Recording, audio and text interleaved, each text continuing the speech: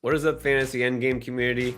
I'm Pierre and he's Chris. We've already gone over the perfect draft. That's if you want to crush a typical 10 team PPR draft. We're going to do the same thing, but this is going to be the perfect draft if you want to finish in last place. This is how to lose. These are the players you will not want to draft. These are going to be our favorite, or I guess you should say least favorite busts from every single round. So, you know what? Think of this as reverse engineering a winning team.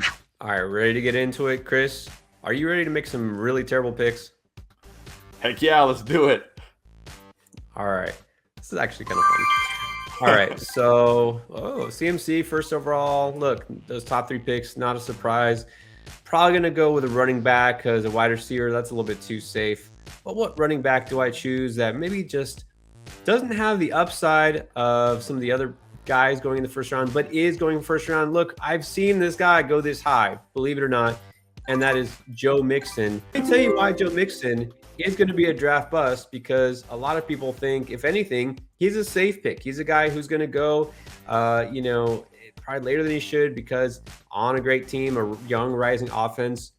Look, Chris just told you, if you're a patron, you already know this. You saw his 3-part series, how to pick a winning, league-winning running back, right? This is what you expect in round one. A guy's going to win your league. Here's the things that you're looking for. You want a guy who isn't over that 1,000 touch threshold for his career. That's part of it. Age is also part of it, right? There's some factors. I'm not going to give it away, right? All the secret sauce. But guess what? Joe Mixon last year crossed that threshold. He's at 1,275 career touches. He did have his career high in receiving yards last year, but that's not going to happen this year. They've already said they're going to lessen his load. They want to keep him fresh for the postseason. He's going to be less involved in the passing game. Chris Evans might see work on third downs. He's going to be less involved as a receiver, and also for the first time in his career, double-digit touchdowns. This guy who averaged 5 per season typically, and all of a sudden he got 13. There will be touchdown regression. Guys, do not chase touchdowns from last year. I know it's tempting. Mixon seems like a safe pick, but I expect him to not even be worth a first-round pick. So I'm going to make sure I go out of my way to reach for him at number 4 to make a really bad bust pick. There you go. And now I actually got sniped on my bust pick. It was Dalvin Cook, because if you watched our video, we did a video, I think, Booms, Busts, and Breakouts. I had Dalvin Cook as a bust. So there's really no bust here at this point where I look at them and think they're absolutely going to bust. So I'm going to reach a little bit for my bust. He's normally a second rounder. I'm going to take him here, and that is Tyreek Hill. And I know that pains you, but I just have a hard time seeing Tyreek Hill being as good as he was when he had Patrick Mahomes throwing him the ball. I like Tua. I think Tua is a good quarterback, but he's not Patrick Mahomes. And this isn't an Andy Reid, offense. I think, yeah, they're going to scheme a lot of short stuff for him, a lot of yard after catch stuff for him, but that's not going to be enough to, pay off the Tyreek Hill value and also the touchdowns. I mean, are we going to see, huge loss of touchdowns? So for me, Tyreek Hill, people still kind of banking on the name that is Tyreek Hill, and I think he's really going to disappoint. So he's going to be my first bust. And then another guy who, typically goes in the third round, but again, there's nobody here. I mean, I could say Nick Chubb, but he's not really going to bust. He's just not really going to win anything for you. So I'm going to reach a little bit again, and I'm going to go with Alvin Kamara. Obviously, facing the potential suspension, we know that. We might not hear about that to start the season. We might hear about that during the season. Maybe he does get suspended. Maybe he doesn't. But there's still signs here that you should be really worried about when it comes to busting.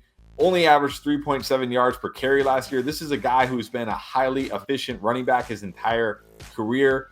Also, he's not going to ever come close to 81 catches again. We know that with Jameis Winston or whoever the quarterback ends up being this year. Maybe different quarterbacks throughout the season. And this offensive line and this offense just isn't what it used to be. So to me, Alvin Kamara, again, another guy that people are drafting off of name value, and I just think will not pay off. So for me, Alvin Kamara, another bust pick in these early rounds. Hey, if you had taken Kamara, I would have taken him because he's definitely going to be a bust. Look, the people will absolutely take him this early, because especially if we don't hear anything about a possible suspension, they'll assume everything's fine. We don't know. There's just so many red flags. All right, now, guy I was hoping for would be here is here, though. I know this is going to be an unpopular pick because everybody loves Debo, but it's Debo Samuel. All right. Before I make my selection and you see it comes back to me, let me just tell you there are a lot more red flags in Debo's profile than you even realize. So you mentioned this with Tyreek Hill, right, in Miami. You know what? It's not an Andy Reid offense. It's a Mike McDaniel offense. Mike McDaniel is the next Andy Reid. But let me tell you, Mike McDaniel coming from San Francisco, he's the guy who found a way to get creative in the run game, put Debo there at running back, right? A lot of his production last year came because he was that dual threat guy, running back / receiver, whatever you want to call it. We already know that's not happening. He does not want to play running back. He will not play in the backfield anymore. He wants to prolong his career. Fine, good for you. Bad for fantasy, okay? Take away that rushing production. Take away several of those touchdowns, especially those short yardage situations. They brought in Tyrion Davis-Price for that reason, to be a short yardage back, because they know Debo's not doing it. So take away that rushing production. Take away their creative co-offense coordinator, run game coordinator, all right? Add in the fact he's, petitioning for a new contract and he's thinking long term. He's not going to throw himself out there like he did last year, right? He was playing to try to secure the bag. He's still trying to secure the bag, but I don't feel like we're going to get 110% Debo, which, by the way, let's not forget, why was Debo such a great value last year? Because he wasn't the second, third round pick. He went later because he missed half of the season before, and the injury history that he's had, it's not a sure thing he'll make it through the full season again. There's just so many issues potentially with Debo. I feel like he could be a landmine. And as much as I love the talent and I don't mind the player, is not the same situation. And oh, by the way, Trey Lance, how do we know he's going to target Debo the same way that Jimmy Garoppolo, who just wanted to get rid of the ball as quickly as possible, is going to do that? I don't see it. So, man, I feel like I just went on a tirade against Debo, but it's not that I hate the player. I just hate his ADP. All right. I'm up on the clock again, right? All right, here we go. Yeah. On the Gotta pick again. Man, so many potential bad picks. Now, usually go with a running back. Chris, I'm hoping the guy that I know you're targeting for your terrible team is still going to come back to you. So I'm going to go with another receiver because I'm not sure he'll make it back to me, and I want to make sure my team is as bad as possible here, right? So I'm going to reach. I'm going to go with Zeke. Now, I'm not a Zeke hater, but this is too early for him, and I know you'll agree with me, right? Yeah. What was the video? Tell us again. The one with Zeke blowing his dust in the wind. Yeah. Yep. Zeke is dust. He is dust. People don't want to admit it, but he's dust. I'm a little bit down on this Cowboys offense in general. I just don't think that we're going to see the type of production that we saw before. Zeke is not a terrible pick, but in round 3, at that point, when you could have guys potentially like Saquon Barkley, he was taken technically right before me. Javonte Williams was still on the board. And the 2 running backs, I love, the one I took in our perfect draft, Cam Akers, Breece Hall still there. Why would you take Zeke, right? I just talked about the questions with Mixon. How many more touches does Zeke have under his belt? How many more injury history, does Zeke have? So, man, so many reasons not to take him. So I took him. There you go. That's what you got to do in this draft. And I'm going to take a running back here. I have a choice of 2 running backs that I really don't like, but I'm going to take this guy first, and that's Leonard Fournette. I know a lot of people are just expecting to be 2021 Leonard Fournette again. And look, he came into camp. I think they said he weighed at 245, which is better than the 260 he was weighing, but still a little bit on the heavy side for him. But I don't even care about that. I care about the 3rd round rookie that they drafted, who is faster, probably at this point of their career, a way better pass catcher, explosive, built to handle the between the tackles work, built to handle the passing game work. Leonard Fournette, 27 years old. If he slips at all this year or starts to, lose efficiency or lose his burst or his speed, we're going to see Rachaad White eat into his workload, and that's going to kill his value. And people are still drafting this guy as, top 15, top 12 running back, and I just don't see it happening. And then I'm going to go with the early tight end, another guy who, once was great and people still think will be great, but there's a lot of difference with his situation this year, and that is Darren Waller. Like, yes, sure, Darren Waller was great a couple of years ago when they had nobody else to throw to. But now they have this guy, Devontae Adams, who's pretty good to throw to. Hunter Renfrow had a nice, mini little breakout last year. That's another potential target, another potential target there in that Vegas offense. Darren Waller is just not going to get the target share needed to pay off a top 5, top 4 tight end finish, but people are still drafting him like that, and I don't understand it. So for me, Darren Waller here is an easy bust pick. Yeah, look, Devontae Adams being there will matter a lot more than people think. And I love how people just kind of throw in, they're like, oh, well, Devontae Adams being there could help him. It could make him more efficient. Like, that's just what happens. Like, he's going to get the ball thrown his way a lot less. So that means he'll just, somehow score more touchdowns or do a lot more when he gets the, like, that's just not how it magically works. That sounds like you're really trying to convince yourself of something. Yeah. All right. Now, I'm not going to convince myself that Diontae Johnson is worth a pick here. He is actually the highest rated receiver left on the board. I'm so glad he fell to me because I want to make sure that my team is very overrated. Why is Diontae Johnson overrated? He's one of those guys that just always seems like, again, it seems like a safe pick. Seems like a guy who's always underrated, and he maybe has been the last couple of years. But because of that, now he's going to be overrated. So, look, Big Ben, we know, has been a shell of himself the last 2 years. I think he ranked 36th in passer rating last year, which is pretty impressive since there's not even 36 NFL teams with quarterbacks. He ranked lower than guys who played a couple games like Nick Mullins, lower than Davis Mills, who came in at the end of the season, didn't know what he was doing, and no one to pass to. All right. Big Ben was, basically like a ghost of himself. But who did he love to throw to? Diontae Johnson. Johnson had 28% target share last year. Okay, that's a lot for a guy who really isn't an alpha receiver, right? Let's face it. He's played that way on that offense because Big Ben cannot throw the ball down the field. All right. 6.1 average depth of target was among the lowest in the league. That's like Drew Brees at age 41 numbers, right? When he would dump it off to Kamara every time. So Diontae really, really benefited from the fact that Big Ben just honed in on him, right? Because he couldn't chuck it deep. He couldn't really have anyone else that he trusted to throw to. Rookie tight end, not much else beyond Chase Claypool. Juju was hurt half the time. So Johnson's not going to get that massive target share. He's got George Pickens now, a second-year tight end who's emerging. Najee is, of course, a beast. So we're going to see that target share shrink. And do we really know if Kenny Pickett is going to be any good or Mitch Trubisky in the Steelers uniform? I mean, it might not even be an upgrade. That's all I'm saying. So Diontae Johnson, the upside just is not there for me. So that's why I took him. All right.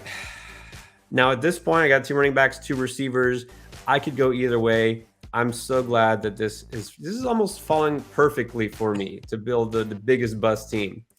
Chris, am I normally going to take a quarterback in round 5? Definitely not. Definitely not. So it's not just a quarterback, but here we go. Cue the haters, and people are going to think that I was just piling on the Bengals. I guess I am. Joe Burrow. Why should you not draft Joe Burrow in round 5? First of all, there is no dual threat here. He doesn't run, right? And he shouldn't because he's, I guess, sneaky athletic, but he's not a guy who's going to give you rushing upside. So that caps his upside. I get it was a great season, but we've heard of regression, right? Touchdown regression. I talked about with Joe Mixon. You don't think it could happen for Joe Burrow and Jamar Chase? A lot of that success they had early in the season, all right? And I get that the playoffs, they were just on a roll.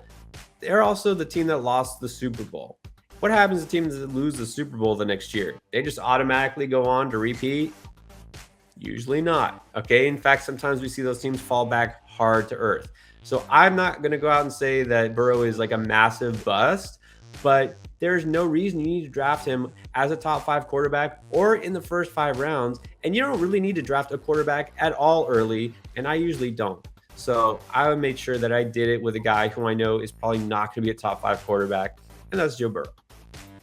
All right, there you go. Getting a little spicy. I'm sure we're going to get some nice comments on that one. No doubt about it. So there's another running back here I don't really like, but there's also a wide receiver, and I already have 2 running backs, a tight end, and a wide receiver. So I'm going to go with the wide receiver, and this guy, every year, I pretty much say I'm never drafting him. And every year, I've been right, and I'm going to be right again this year. And you're going to say, but he's got Baker Mayfield. That's a quarterback upgrade. No, it's not. And you're going to say DJ Moore is elite. And guess what? No, he's not. He's good, but he's not elite. And the problem with not being elite is you need a good quarterback. This isn't like, Devontae Adams, who can be out there with pretty much anybody and still be okay because he can get open all over the field and, you know, run all sorts of different routes. DJ Moore is very good if he's used the right way. And the Panthers don't use him the right way. They play him as the X receiver, and he is not an X receiver. He needs to be kind of in a Cooper Kupp type of role, and the Panthers refuse to play him that way. So unless that changes, or Baker Mayfield suddenly becomes an elite quarterback, which neither are probably going to happen, he's going to bust again. And this is a guy who's never had 100 catches, never had 1,200 yards, and never had 4 touchdowns. And you guys act like he's some god fantasy player. He's not. He's never done anything for you in fantasy, and he won't again this year. So easy bust pick for me there. And then I have a couple ways I can go here. That running back did get taken. I'm going to take another wide receiver who I think we both really liked early in the year when we thought Deshaun Watson might be facing a small suspension, and that is Amari Cooper. Real worry here that Deshaun Watson is going to be facing a huge suspension, if not the entire year. And now Amari Cooper is going to be staring at Jacoby Brissett throwing the football for a big portion of the year. So for me, Amari Cooper, I loved him earlier in the year when I thought he got a quarterback upgrade with Watson, but just too worried about suspension here, so I'm going to pick him as my bust. Yeah, look, I have my early best ball shares of Amari Cooper. Are hoping the suspension isn't too long, but it probably will be at least a few games. And look, if you're talking 6 to 8 games, maybe half the season, Jacoby Brissett is a passable quarterback, but that's not going to make Amari Cooper anything more than a passable wide receiver 3. So good job drafting him much earlier. All right, so this one is almost too easy. I mean, it's basically a slam dunk. You look, okay, who are the running backs left that I can make sure have very limited upside and might help me like 3 or 4 games of the season, but will mostly just clog up a roster spot? Let's go with Miles Sanders. The guy literally told you not to draft him in fantasy football, and yet in every league somebody will. And he is actually not being facetious. He wasn't saying that like to be funny because I'm gonna have a monster year. He knows he will have a limited role. He knows he will not be a pass catcher. He knows this team will not be as run heavy as they were towards the end of last year. He knows his running quarterback will be more productive than he will on the ground, and he knows that he will probably not make it through a full season. So Miles Sanders is an easy bust pick. It was almost too easy there. And you know what? It would be smart to probably go with a third receiver rather than stocking up at running back. So let's stock up at running back with another 4th pick here. A guy that you know, I mean, Chris, for me, I don't even know if I need to justify my pick with Clyde Edwards-Helaire. Yeah, how is it different this year? Please tell me how this is the year that Clyde Edwards-Helaire breaks out. Like, this is finally the year. Tell me what it is that's going to make that happen. Hope. It's just hope. Just hope. There you go. All right. On that note, well, I just took 3 straight wide receivers. But you know what? Let's take another one because there's a couple guys here that I really don't like. And how about this one who's making a lot of headlines right now? Michael Thomas is back, and he's going to disappoint this year. 29 years old, hasn't played football in like 2 years. The last time coming off that elite season that everybody still remembers, literally, he was the only pass catcher. I think you talked about it on one of the videos where it was Michael Thomas and like Jared Cook was like the second leading receiver on the team that year. It was horrible. There was no pass catchers. Oh, and he also had the most accurate QB in the history of the NFL throwing the football. He's got competition for targets there with Olave and Landry. He's got Jameis Winston, who is not the most accurate quarterback in history. So for me, Michael Thomas, everybody's so excited about him, but he's still going to bust. And then now I'm going to go back to running back because I love railing on this guy for some reason. Cordero Patterson, 31 years old, not a running back. I don't know what he's going to play for the Falcons because he's not going to play running back. He's going to play wide receiver, but they have enough pass catchers. Cordero Patterson is going to do nothing in fantasy this year. Loving my bust team right now with that Cordero Patterson pick. Yeah, that's a nice one. That's an extra pick. By the way, the Michael Thomas, it's almost like we forget that when he had that amazing season that he was catching passes from Hall of Fame quarterback Drew Brees, who is no longer active. But that doesn't matter, right? He can just do it with anybody. All right, I am going to finally pivot, and I'm not going to go too running back heavy. We got to be realistic here. So I think it's time to make sure I get a tight end that would have been available probably the next round, maybe after that as well.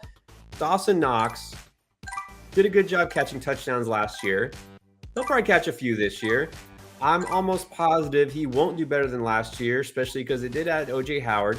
and they are running more personnel with 2-3 tight ends, not just Dawson Knox. And of course, Gabe Davis. We know the breakout is coming. And they have a pass catching running back. And oh, by the way, this offense will never run through the tight end primarily. So unless Stephon Diggs tears his Achilles and Dawson Knox is forced to catch many more passes, I guarantee he won't do much better than he did last year. So I have to reach for him there. And then at this point, a wide receiver who I think we can say his best days are behind him, Tyler Lockett, whose success has almost solely been tied to Russell Wilson. I know you probably had him on your queue too, but Yeah. It's not even Geno Smith or Drew Lock or whoever it is. It's not Russell Wilson.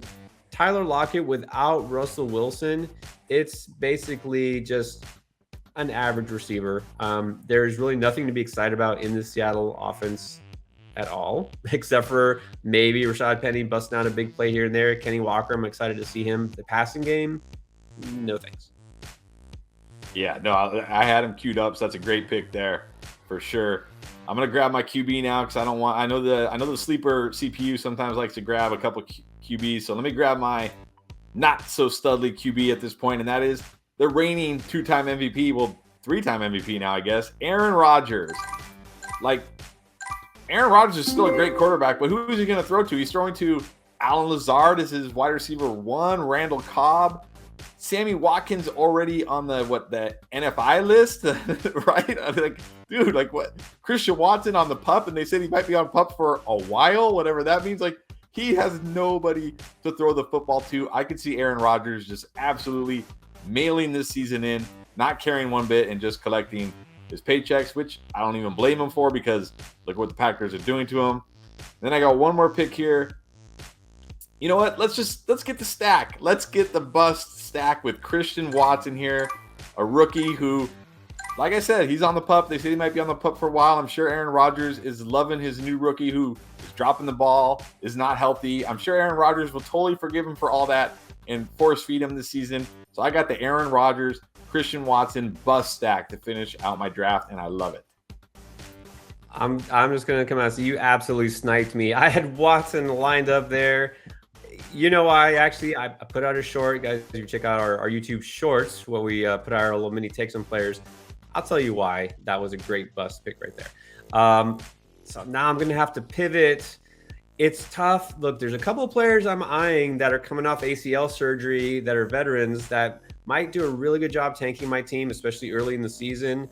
Robert Woods is one. Michael Gallup is another. But of course, we want to be a little bit more reachy here, and a guy that's getting some helium now all of a sudden, and that's Rondale Moore, because I think everybody was very impressed with his depth of target, which came in, I think, second lowest in the league last year. A guy who specializes in catching the ball behind the line of scrimmage and then getting a couple of yards afterwards. Definitely has low touchdown upside, being such a small target. So, I mean, the upside is so low here. I think I have to have him. So, Rondale Moore. That's a great final bust pick for sure. All right.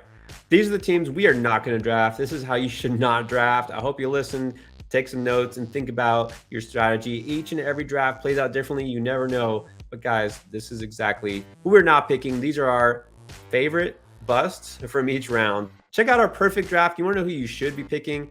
Check out that video as well. We're going to be doing this all year long, guys. Teach you some draft strategies to help you win and, of course, dominate your drafts.